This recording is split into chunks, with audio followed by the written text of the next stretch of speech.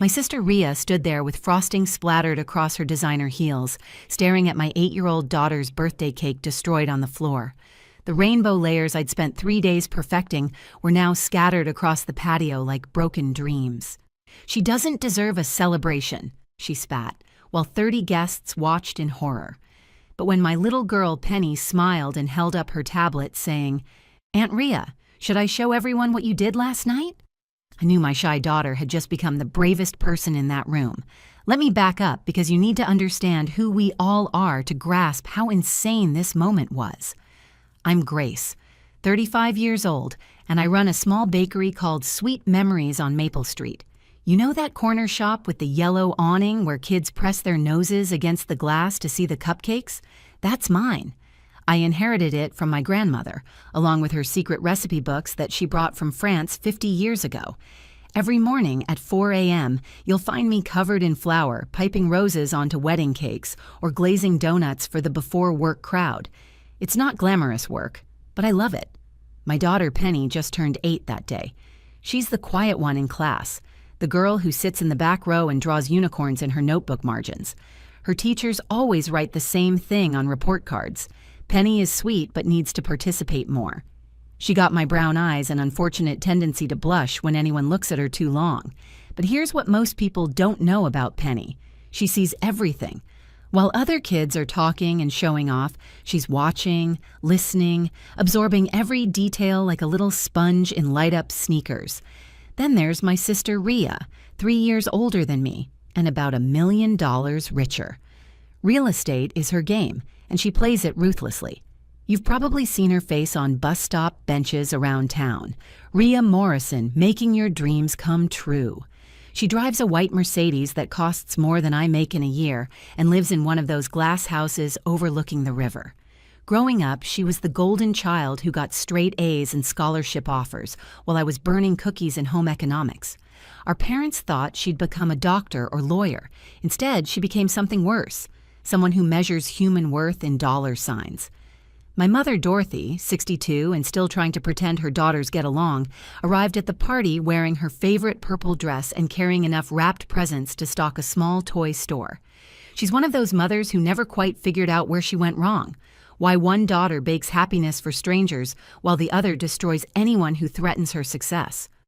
Mom volunteers at the library, leads a book club, and makes the best potato salad in 3 counties. She also has this tragic habit of making excuses for Rhea's behavior, always saying things like, "She's just stressed from work," or "Success is lonely at the top." My brother Wade is the forgotten middle child who somehow turned out normal. At 40, he's a high school history teacher with twin boys who could destroy a clean room in 30 seconds flat. Wade married smart, chose teaching over corporate law, and shows up to every family event with homemade cookies and a referee whistle for when things get heated. He's the one who taught Penny how to ride a bike and how to save computer files in multiple places, just in case the first one disappears. That lesson would prove more valuable than any of us imagined. The party was supposed to be simple. Just family, some school friends, and neighbors gathering in my backyard to celebrate Penny turning 8. I'd strung fairy lights between the trees and set up a craft station where kids could decorate their own cupcakes. The bounce house rental took most of my savings, but seeing Penny's face when she saw it that morning made every penny worth it. She actually squealed, then immediately covered her mouth, embarrassed by her own joy. "Mom, is all this really for me?" she'd asked, her voice barely above a whisper. "Every bit of it, baby," I told her, fixing the birthday girl tiara on her head. "You deserve to be celebrated." Those words would echo back to haunt me 3 hours later when Rhea decided my daughter deserved the exact opposite. But standing there in the wreckage of what should have been a perfect day, watching my 8-year-old hold that tablet with the steadiest hands I'd ever seen, I realized something powerful. Sometimes the people who speak the softest carry the biggest stick. And my quiet little Penny was about to show everyone, especially her Aunt Rhea, that being smart isn't about grades or test scores or how much money you make. It's about knowing when to watch, when to listen, and when to reveal what you've seen. The cake on the floor wasn't the disaster. The disaster was Rhea, thinking she could bully a child who'd inherited more than just her grandmother's eyes. She'd inherited her sense of justice, too. The morning started perfectly. I'd been up since 4 a.m. decorating our backyard with unicorn-themed decorations, Penny's current obsession. Purple and pink streamers twisted between the oak trees, and I'd spent an hour inflating a rainbow arch that kept trying to float away in the morning breeze. As a bakery owner, I knew the cake had to be spectacular, so I'd spent 3 days creating the perfect 3-tier rainbow cake with edible glitter that sparkled in the sunlight. Each layer was a different flavor, strawberry, lemon, and chocolate, because Penny could never pick just one favorite. "Mom, this is the best birthday ever," Penny whispered, hugging me tight as she surveyed the transformed backyard. She was still in her pajamas, her hair sticking up in 12 directions, but her eyes were brighter than I'd seen them in months. "Go get dressed, birthday girl. People will start arriving soon," I said, kissing the top of her head. She smelled like maple syrup from breakfast and that strawberry shampoo she insisted on using. By noon, the backyard was filling up. My mother, Dorothy, arrived first, naturally, carrying enough presents to require 2 trips from her car. "Where's my birthday princess?" she called out, and Penny ran into her arms, giggling as Mom spun her around. "Careful, Mom, you're back," I warned, but she waved me off. "I'm not that old yet, Grace. Besides, you only turned 8 once." She set Penny down and surveyed my decorations. "You've outdone yourself, honey. This looks like something from a magazine." "Thanks, Mom. Is Rhea coming?" I tried to keep my voice neutral. Mom's smile tightened just a fraction. "She said she'd be here. Some big property closing this morning, but she promised she'd make it." Wade arrived next with his twin boys, Tucker and Milo, who immediately started a water balloon fight despite my clear instructions about saving those for later. "Sorry, Grace," Wade called out, not looking sorry at all. "Boys will be boys." "Uncle Wade!" Penny ran to him, and he scooped her up with one arm. "There's the birthday girl. 8 years old, that's practically ancient," he teased, making her laugh. "I remember when you were born, no bigger than a loaf of bread." "Was I really that small?" Penny asked, fascinated as always by stories of her baby days. "Smallest baby I ever saw, but with the biggest eyes. You looked like you were trying to memorize everything from day one."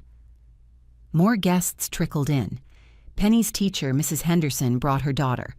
3 girls from Penny's class arrived together, immediately admiring the bounce house.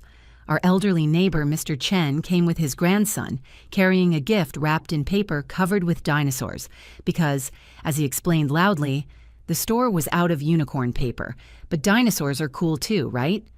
The backyard filled with laughter, kids bouncing and screaming with joy, parents chatting over cups of my homemade lemonade. I'd made 3 kinds of sandwiches, cut into fun shapes, and set up a fruit rainbow on a platter that actually looked like Pinterest photos for once. Everything was going exactly as planned. "Your daughter seems so happy," Mrs. Henderson said to me, watching Penny attempt a cartwheel with her friends. "She's really coming out of her shell lately." "She's been looking forward to this for months," I replied, feeling that warm pride only mothers know. She made a countdown calendar and everything. At 2 p.m. sharp, just as I was about to bring out the cake, I heard the unmistakable sound of Rhea's Mercedes pulling up. The bass from her music thumped twice before cutting off. She stepped out wearing a white silk dress that probably cost more than my monthly mortgage, her phone pressed to her ear, designer sunglasses perched on her perfectly styled blonde hair. "I don't care what the buyers want, tell them it's my way or no deal," she barked. Into the phone, her voice carrying across the yard. Several parents looked up. "They can't back out now, we're too far into escrow. Handle it, Derek. That's what I pay you for." She hung up and click-clacked across the grass in heels completely inappropriate for a backyard party.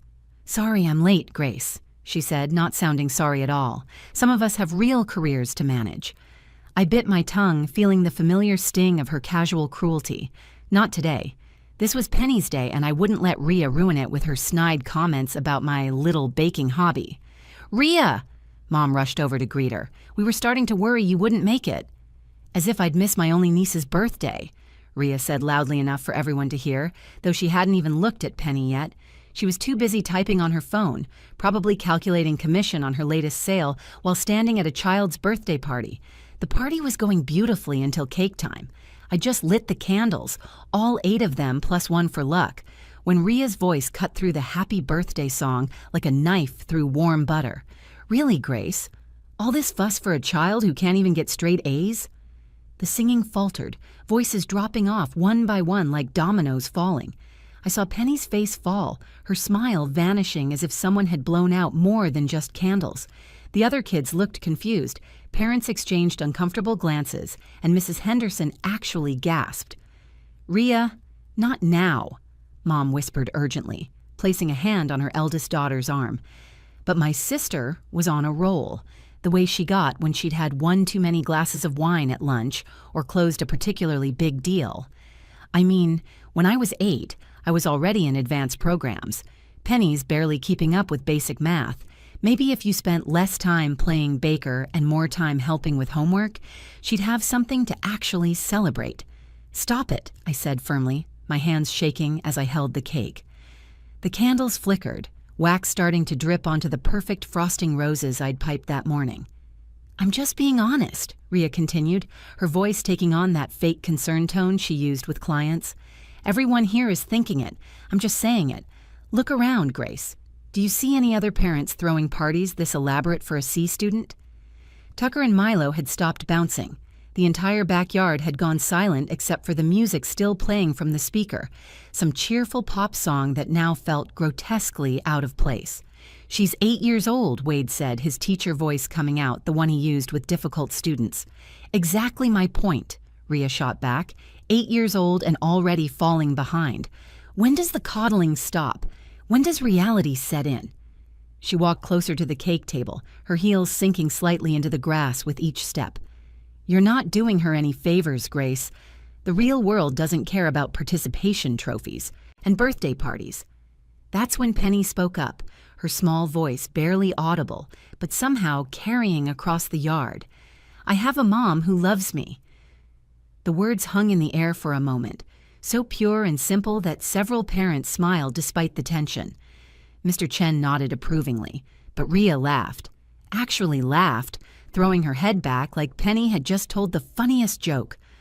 "Love doesn't pay bills, sweetie. Your mom knows that better than anyone, living off my loans half the time." I felt my face burn with humiliation. It was true that Ria had lent me money when the bakery's oven broke last year, and again when Penny needed dental surgery. But throwing it in my face at my daughter's birthday party in front of everyone we knew was a new low even for her. "Ria," Wade interjected, stepping forward, "there are children here." "Good, they should learn early that life isn't all unicorns and rainbows." She gestured at the decorations with disgust. "This whole fantasy world Grace has created is exactly the problem. No wonder Penny can't face reality when her mother can't either." She was standing right next to the cake table now, close enough that I could smell her expensive perfume mixing with the sweet vanilla frosting. Her manicured fingers drummed on the white tablecloth I'd borrowed from Mom. "You know what Penny's teacher told me?" Ria announced to the crowd, though Mrs. Henderson looked mortified. "She said Penny spends more time daydreaming than participating." "Well, of course she does. Look at her role model, a woman who thinks making cookies is a career." "My mommy's cookies are the best in town," one of Penny's classmates piped up, but her mother quickly shushed her. "That's sweet, honey, but being the best cookie maker in town is like being the prettiest pig in the mud," Ria said, her voice dripping condescension. "It's still not much to brag about." I watched Penny's face crumble completely, tears starting to pool in her eyes. My baby, my sweet girl who'd been so happy just minutes ago, was being emotionally destroyed by her own aunt at her birthday party. "This whole celebration is ridiculous," Ria declared, gesturing wildly. "You're setting her up for disappointment, Grace. Just like Dad did with you, always telling you that little bakery would make you happy. Look where that got you. A single mom drowning in debt, raising a child who'll probably end up just like you." She was standing right next to the table now, her hand resting on the edge. I saw her fingers grip the tablecloth, and my brain couldn't process what was happening until it was too late. With one swift motion, she pushed the entire cake off the table. The beautiful 3-tier rainbow cake crashed onto the ground, splattering across the patio in an explosion of color. Frosting flew in every direction, hitting shoes and party dresses. The unicorn topper shattered into ceramic pieces, its golden horn rolling to a stop at Mr. Chen's feet. The entire party stood frozen in disbelief, 30 people watching the destruction like witnesses to a car crash. "She doesn't deserve a celebration," Ria declared, brushing imaginary dust off her hands with the satisfied look of someone who'd just closed a $1 million deal. I looked at Penny. Tears were streaming down her face, her little shoulders shaking as she stared at the cake she'd been dreaming about for weeks. The birthday tiara I'd placed on her head that morning now seemed to mock her pain. My heart shattered worse than that unicorn topper, and I felt rage building in my chest like a volcano about to erupt. I was about to lose it. 8 years of built-up frustration with my sister was about to explode right there in front of everyone. My fists clenched, and I took a step forward, ready to show Ria what happened when you hurt my child. Wade must have seen it in my face because he moved closer, ready to intervene. But then something extraordinary happened. Penny wiped her tears with the back of her hand, took a deep breath that seemed too big for her small body, and smiled. Not a sad smile, not a forced smile, a knowing smile, the kind I'd never seen on her face before. "Aunt Ria," she said clearly, her voice carrying across the silent backyard, "should I show everyone what you did last night?" Ria's face went white, the color draining so fast I thought she might faint. "What are you talking about?"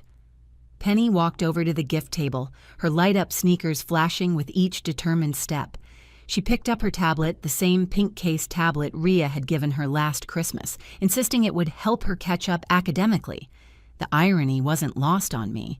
"You know, Aunt Ria, you were right about one thing," Penny said, her voice steady now, no trace of tears. "I'm not good at math, but I'm really good at other things, like noticing when people forget I'm there."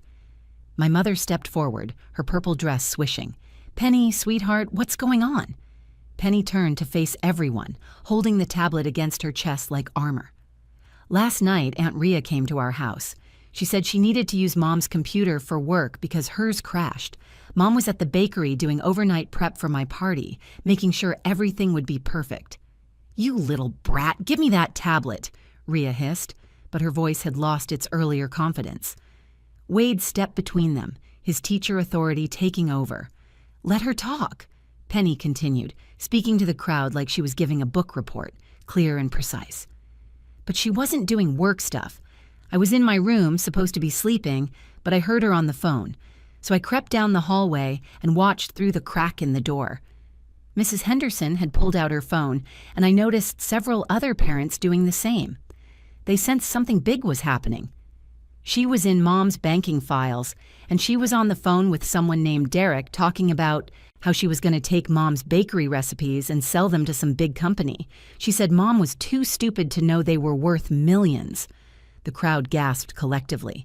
Mr. Chen's grandson actually dropped his juice box.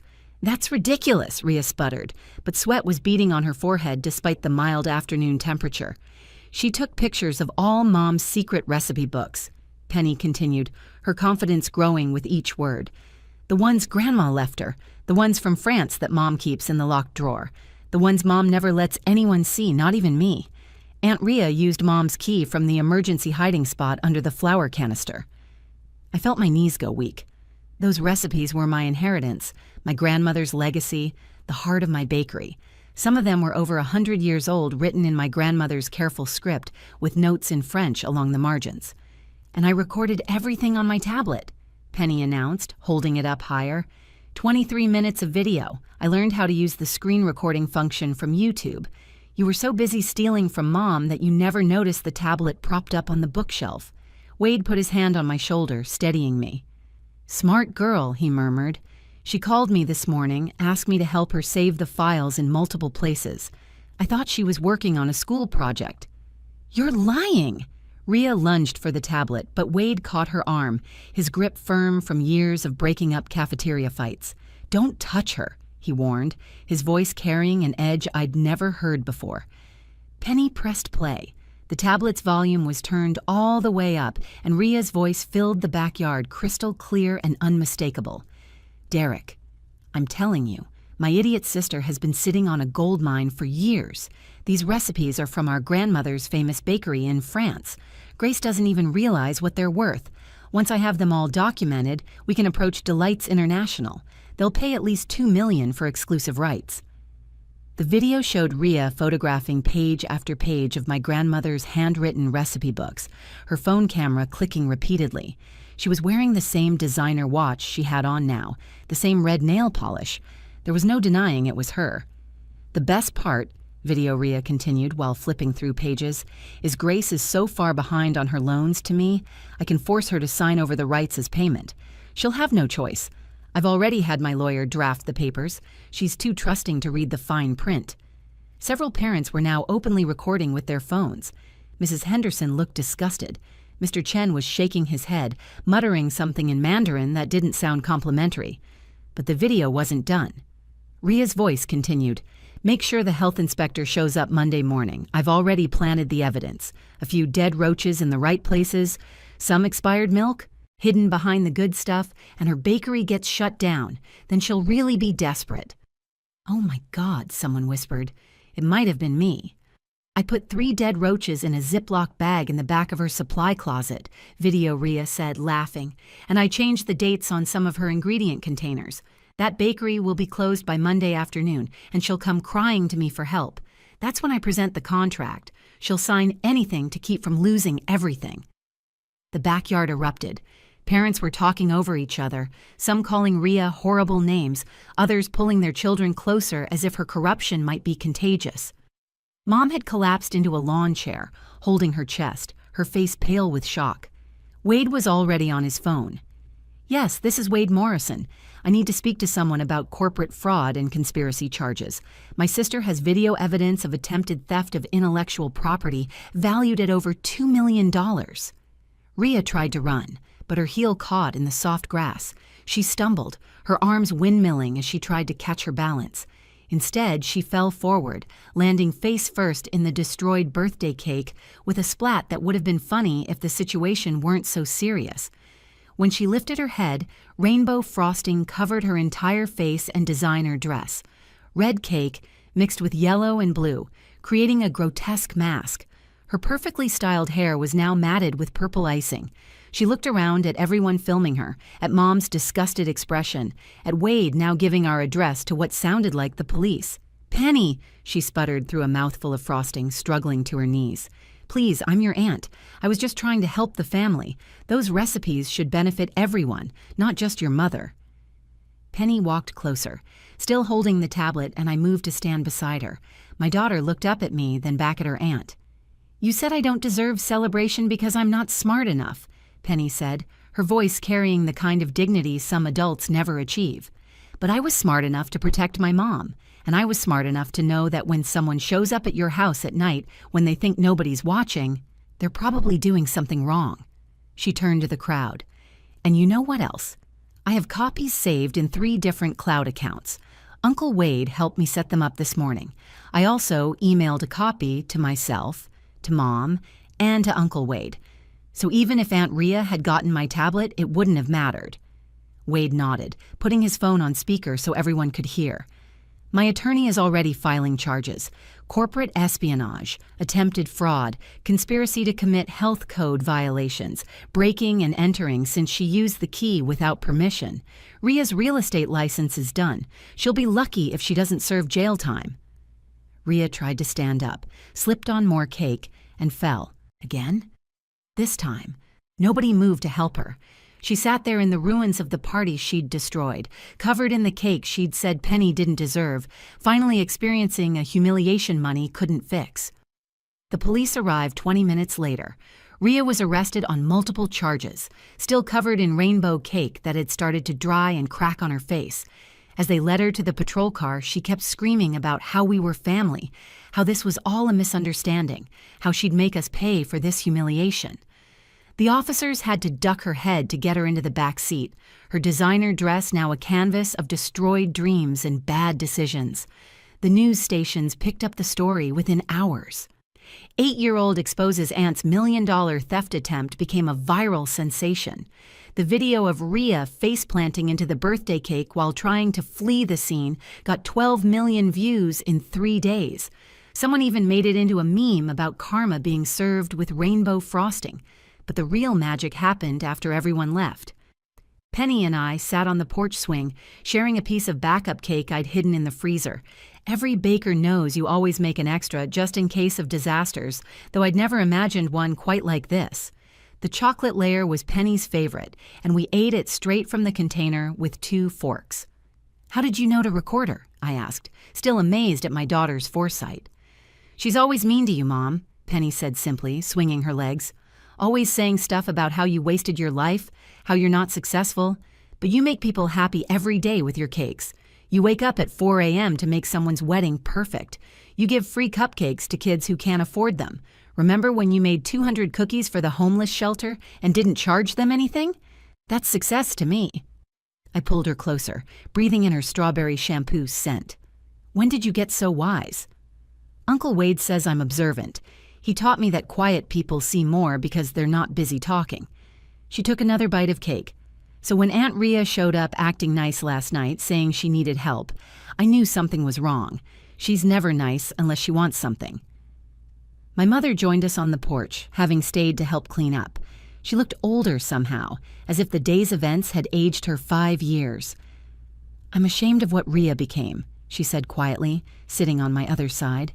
"I gave you both the same love, the same opportunities, but Rhea always felt like she had to prove she was better than everyone else.